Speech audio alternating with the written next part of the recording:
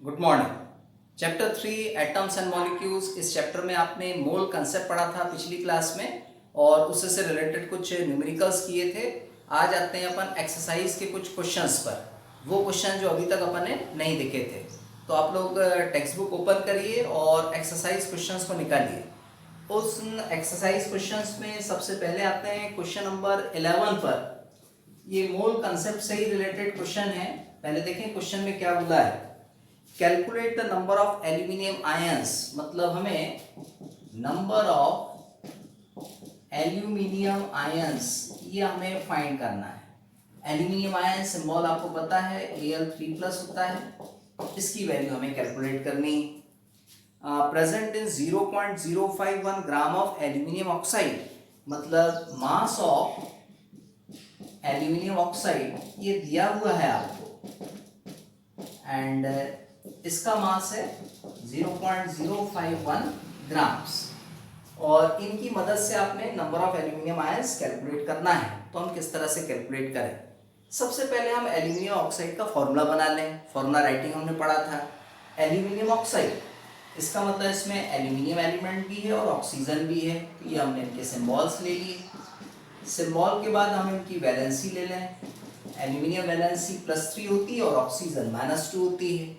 3 को हम reciprocal form में लिख दें, 2 को हम रेसिडुअल फॉर्म में लिख दें, तो फॉर्मूला बनेगा Al2O3। इसका मीनिंग ये हुआ कि एल्यूमिनियम ऑक्साइड का फॉर्मूला Al2O3 है। इस Al2O3 का हम मोलर मास ले लें। मोलर मास निकालना भी आपको आता ही। Molar mass of Al2O3। पहले देखें एल्यूमिनियम कितने एटम्स हैं, तो 2 एटम्स हैं। एल्यूमिनियम एटॉमिक मास कितना होता है, तो 27 होता है, plus oxygen 3 and oxygen atomic mass होता है 16 ग्राम्स। और अब इनको कैलकुलेट करें। 54 प्लस 48 इट मींस ये हो गया 12 to 10 102 ग्राम्स। इतना आ गया मोलर मास हमारा Al2O3 का। मोल कंसेप्ट हमने इसके पहली क्लास में बड़े अच्छे से देखा था और शायद आप लोगों ने समझ लिया होगा। जितना मोलर मास आता है इसका मीनिंग उसके अंदर कितने मॉलिक्यूल्स होते हैं, 6.022 × 10⁻23 मॉलिक्यूल्स, इतने हमारे होते हैं। और मान लीजिए हमारे पास वेट है 0.051 ग्राम, तो इस वेट के लिए नंबर ऑफ मॉलिक्यूल्स कितने होंगे उसका फॉर्मूला भी आपको पता है। कैसे, तो हम यहाँ औपचारिकता के लिए लिख लें we know that, and we know that के बाद यहाँ करें हम नंबर ऑफ मॉलिक्यूल्स, ये हम कैलकुलेट करना चाहते हैं। इक्वल्स टू, फॉर्मूला क्या होता है, मास अपॉन मोलर मास, ये हम फॉर्मूला लिखते हैं, मल्टीप्लाइड बाय 6.022 × 10⁻23। अब वैल्यूज को हम पुट कर रहे हैं। मास कितना है, मास 0.051 divided by molar mass 102 grams, तो 102 × 6.022 × 10⁻23। बेस्ट आप क्या करिए, डेसिमल को अलग करिए। डेसिमल अलग करेंगे तो ऊपर से कितना आएगा 51, नीचे 102 मल्टीप्लाइड बाय 1000। डेसिमल यदि आपने अलग किया तो कितने डिजिट्स हैं उसमें 3, तो ये 3 zeros यहाँ दे दिया हमने, मल्टीप्लाइड बाय 6.022 × 10⁻23। 51 फिर 2 टाइम्स, ये डिवाइड हो जाएगा, फिर 2 1 ले लें, इसको भी डिवाइड कर दें, 3.011। अब देखिए यहाँ कितना है 1000 से मीनिंग 10⁻3, 10⁻3 को हम ऊपर लाएंगे, यहाँ 10⁻23 है, सब्सट्रैक्ट होगा, इट मींस 10⁻20। सो 3.011 × 10⁻20 मॉलिक्यूल्स इतने हैं हमारे पास। मतलब ये जो वेट है एल्यूमिनियम ऑक्साइड का, इसमें कितने मॉलिक्यूल्स हैं, 3.011 × 10⁻20 मॉलिक्यूल्स हैं। पर आपसे मॉलिक्यूल्स नहीं पूछा है, आपसे पूछा है नंबर ऑफ आयंस कितने होंगे। तो आयंस हमें कैलकुलेट करना है। आयंस कैलकुलेट करने के लिए पहले हम Al2O3 का 1 मॉलिक्यूल ले लें। Al2O3 इसका ये 1 मॉलिक्यूल है एंड ये जो 1 मॉलिक्यूल यदि ये ब्रेक होता है अपने आयंस में, कितने एल्यूमिनियम का आयन देगा और कितने ऑक्साइड के आयन देगा। पहले तो ये कंफर्म है, Al2O3 को हमने ब्रेक कर दिया है तो Al3+ आयन हुआ और O2- आयन हुआ। अब Al को बैलेंस करना है। बैलेंस करने से मीनिंग एक्चुअली Al के एटम कितने हैं, 2, तो यहाँ Al के सामने हम लगाते हैं 2। ठीक, वैसे ऑक्सीजन कितने एटम्स है 3, तो ऑक्सीजन के सामने हम लगाते हैं 3। इस तरह से ये हमने बैलेंस कर लिया। एक चीज और हम वेरीफाई कर लें इसमें, चार्जेस। यहाँ देखें 3 प्लस चार्ज है और ये सामने 2 लिखा है, इसका मतलब 2 का मल्टीप्लाई 3 से होगा तो 6 प्लस हो गया। ठीक, वैसे यहाँ चले 3 इंटू 2 इट मीन 6 माइनस हो गया, 6 प्लस 6 माइनस को न्यूट्रलाइज कर लेगा। अब यहाँ देखिए Al2O3 का हमने कितना मॉलिक्यूल लिया है, एक मॉलिक्यूल लिया है। Al3 प्लस कितने आयंस बने हैं, 2 आयंस बने। और ऑक्साइड के कितने आयन बने, 3 आयंस बने। हमें सिर्फ इसकी जरूरत है क्वेश्चन में। हमसे क्वेश्चन में बोला है number of Al ions, aluminium ions पूछा है। तो 1 मॉलिक्यूल में देखिए कितने आयंस बनते हैं, 2 आयंस बनते हैं। देयरफॉर हमारे पास कितने मॉलिक्यूल्स हैं, 3.011 into 10 to the power 20 molecules हैं। तो इतने मॉलिक्यूल्स में कितने आयंस होंगे, so 2 multiplied by 3.011 into 10 to the power 20। So solve किया, 6.022 into 10 to the power 20 ions आपको मिलेंगे किसके, Al3 प्लस के। तो इस तरह से आपने इसको कैलकुलेट करना है। तो ये था क्वेश्चन नंबर 11। अब हम आते हैं क्वेश्चन नंबर 1 पर। आप लोग क्वेश्चन नंबर 1 टेक्स्ट बुक से पढ़िए और उसको कैसे सॉल्व करना है उसको यहां देखते हैं। क्योंकि क्वेश्चन नंबर 1 भी हमने अभी तक नहीं किया है, तो उसको भी कर देते हैं। क्वेश्चन 1 क्या कह रहा है, A 0.24 gram sample of a compound, एक कंपाउंड है उसका मास यहाँ गिवन है, तो उसी बेसिस पे हम यहाँ लिख लें मास ऑफ कंपाउंड एंड 0.24 ग्राम से सिर्फ 24 ही है, तो हम यहाँ भी ले लें 24 grams. Compound of oxygen and boron, मतलब उस कंपाउंड में ऑक्सीजन एंड बोरॉन के 2 एलिमेंट्स हैं, was found by analysis to contain 0.096 gram of boron, मतलब बोरॉन का मास है 0.096 ग्राम। तो अपन यहाँ लिख लें मास of boron and boron symbol पता है आपको, कैपिटल बी होता है। कितना मास है 0.096 ग्राम से, तो ये हमने यहाँ दे दिया। आगे क्या बोला, and 0.14 gram of oxygen, oxygen का मास भी वहां गिवन है, मास of oxygen and oxygen symbol O, 0 point कितना वेट है 114 ग्राम्स। इस टाइप से ये क्वेश्चन है। कैलकुलेट क्या करना है, calculate the percentage composition of compound by weight, मतलब हमको परसेंटेज ऑफ बोरॉन ये कैलकुलेट करना है और परसेंटेज ऑफ ऑक्सीजन ये भी हमें कैलकुलेट करना है। तो इस तरह से ये हमारा क्वेश्चन है। अब हमें परसेंटेज कैलकुलेट करना, परसेंटेज 100 पार्ट्स में होता है। हम डायरेक्ट एक फॉर्मूला यूज करें, वी नो दैट, ऐसा हम लिख लें और यहां लिखें percentage B equals to, percentage B इसको कैसे पढ़ेंगे, percentage of boron equals to mass of boron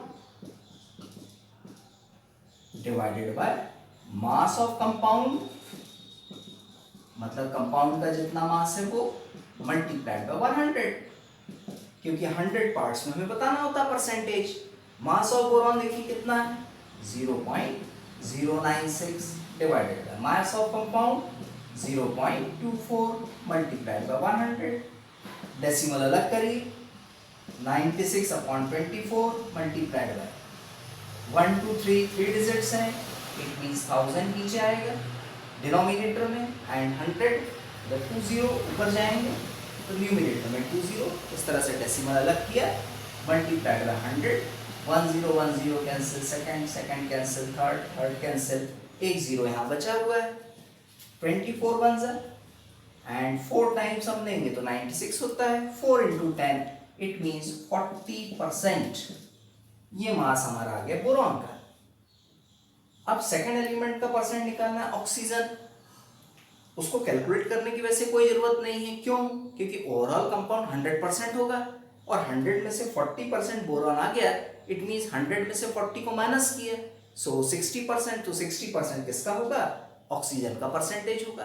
फिर भी हम इस 60% को वेरीफाई कर लेते हैं इस तरह के फॉर्मूले से। वेरीफाई कुछ इस तरह से करें। फिर से फॉर्मूला लिखें। ऑक्सीजन के percentage O equals to mass of oxygen divided by mass of compound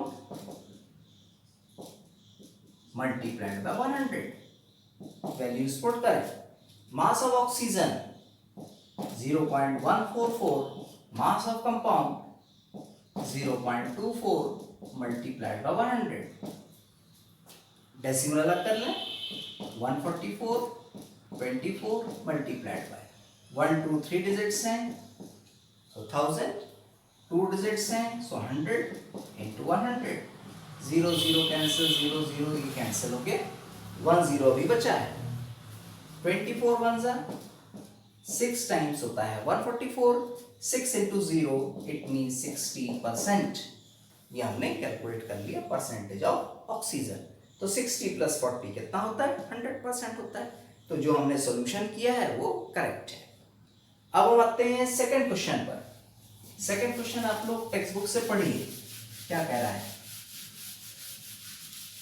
और इस तरह के भी क्वेश्चंस हमने कुछ सॉल्व किए थे जब हम लॉ ऑफ कांस्टेंट प्रोपोर्शन पढ़ रहे थे तब। क्वेश्चन नंबर 2, सॉरी क्वेश्चन 2 क्या कह रहा है? When 3 gram of carbon is burnt in 8 gram of oxygen, 11 gram of carbon dioxide is produced। Question के हिसाब से चलें। कार्बन एंड ऑक्सीजन इन दोनों की आपस में रिएक्शन हो रही है एंड फॉर्म हो रहा है कार्बन डाइऑक्साइड। एंड इस क्वेश्चन का जो फर्स्ट केस है, मतलब दो बातें दी गई है, तो पहली बात को अपन फर्स्ट केस बोलेंगे। तो हम यहाँ पे लिख लेते हैं फर्स्ट केस। कि फर्स्ट केस में क्या होता है? पहली लाइन पढ़ रहे हैं फिर से। 3 gram of carbon is burn. Carbon का 3 ग्राम है, ये बर्न हो रहा है 8 ग्राम ऑफ ऑक्सीजन में। एंड कितना ग्राम फॉर्म कर रहा है? 11 ग्राम कार्बन डाइऑक्साइड फॉर्म हो रहा है। मतलब ये मान के चलिए कि 3 ग्राम कार्बन है, कोल है, एंड 8 ग्राम हमने ऑक्सीजन दे दी है और कोल पूरी तरह से बर्न हो गया, जल गया है, कार्बन डाइऑक्साइड गैस बनी है और उसका वेट है कितना? 11 ग्राम। अब इसी क्वेश्चन में सेकंड केस भी है, उस सेकंड केस को भी हम अच्छे से देखें। सेकंड केस क्या कह रहा है? What mass of carbon dioxide will be formed. मतलब कार्बन डाइऑक्साइड का मास हमें कैलकुलेट करना है, तो हमने क्वेश्चन मार्क ले लिया। 3 gram of carbon is burn. Carbon की क्वांटिटी अभी भी 3 ग्राम है। Burn in 50 gram of oxygen. Oxygen की क्वांटिटी 50 ग्राम है। और फिर आगे बोला which law of chemical combination will govern your answer. तो वो हम आगे देखेंगे। पहले तो इसी चीज को कंफर्म करें। थोड़ा फर्स्ट केस देखें क्या कह रहा है। 3 ग्राम कार्बन है, 3 ग्राम कार्बन है और 8 ग्राम ऑक्सीजन है, उससे बर्न होकर कार्बन डाइऑक्साइड बन गई। सेकंड केस में फिर से 3 ग्राम ही है और 50 ग्राम ऑक्सीजन दे दिया। बट 3 ग्राम कार्बन को बर्न होने के लिए ऑक्सीजन कितनी चाहिए? 8 ग्राम ही चाहिए। मतलब इस 50 ग्राम में यदि अपन 8 ग्राम को माइनस कर दें, इट मीन्स 42 ग्राम। 3 ग्राम को बर्न करने के लिए कितने ग्राम ऑक्सीजन चाहिए? ओनली 8 ग्राम। तो यहाँ 42 ग्राम ऑक्सीजन एक्स्ट्रा है। कार्बन वहां है ही नहीं, कोल है ही नहीं, तो फिर बर्न किसको करेगा? तो ये जो 42 ग्राम है ये वैसा का वैसा ही रह जाएगा। इस 50 ग्राम में सिर्फ 8 ग्राम ऑक्सीजन यहाँ पे यूज हुई है। जब 8 ग्राम ऑक्सीजन यूज होती है 3 ग्राम के लिए और कितना कार्बन डाइऑक्साइड बनता है? 11 ग्राम। तो इस केस में भी कितना बनेगा? 11 ग्राम ही बनेगा। तो 11 ग्राम कार्बन डाइऑक्साइड फॉर्म हो रही है दोनों ही केसेस में। फर्स्ट केस में तो 3 ग्राम एंड 8 ग्राम ऑक्सीजन था ही। सेकंड केस में 3 ग्राम कार्बन है बट 50 ग्राम ऑक्सीजन है, इसमें सिर्फ 8 ग्राम कंज्यूम हुई है, 42 ग्राम बची है। अब वहां कार्बन होगा, कोल होगा, तभी तो बर्न होगी। अब कोल है ही नहीं तो बर्न ही नहीं होगी। बट कार्बन डाइऑक्साइड कितनी बनेगी? 11 ग्राम बनेगी। अब ये कौन से लॉ को शो करता है? 2 लॉ हमने पढ़े थे। एक पढ़ा था law of conservation of mass और एक पढ़ा था law of constant proportion. Law of constant proportion में आपने देखा था जैसे कार्बन डाइऑक्साइड है, इसमें कार्बन एंड ऑक्सीजन का रेशो हमने देखा था। कार्बन कितना होता है एटॉमिक मास? 12। एंड ऑक्सीजन की केस में देखें 2 into 16 इट मीन्स 32, इनका रेशो 12 रेशो 32 मिला। और यदि हमने दोनों जगह 4 से डिवाइड किया तो ये 3 रेशो कितना आता है 8 आता है। तो देखिए अभी भी क्या है 3:8, मतलब किसी भी मेथड से चलें तो कार्बन डाइऑक्साइड में कार्बन ऑक्सीजन का रेशो ऑलवेज कितना होगा 3:8 होगा। मतलब ये लॉ ऑफ कांस्टेंट प्रोपोर्शन इसको फॉलो करता है, कांस्टेंट प्रोपोर्शन इसको ये फॉलो करेगा। तो इस तरह से थे ये हमारे एक्सरसाइज के क्वेश्चंस। Thank you.